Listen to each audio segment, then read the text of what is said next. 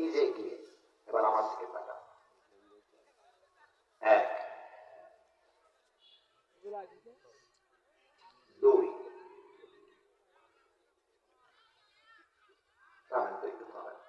কথাটা কারা বলছে? যেই হোক আমাদের ডিস্টার্ব হচ্ছে তো।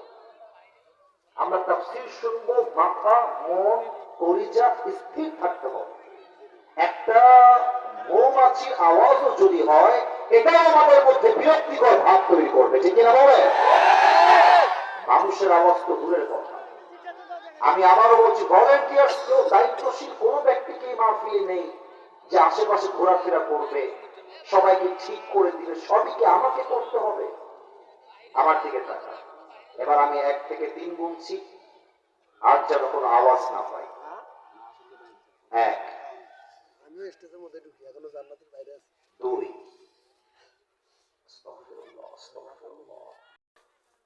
The life of hereafter,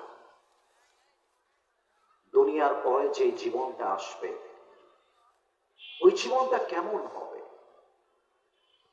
মৃত্যুর পরে জীবনটা যখন বেঁচে যাবে ওই সময় আমার সাথে কি হবে?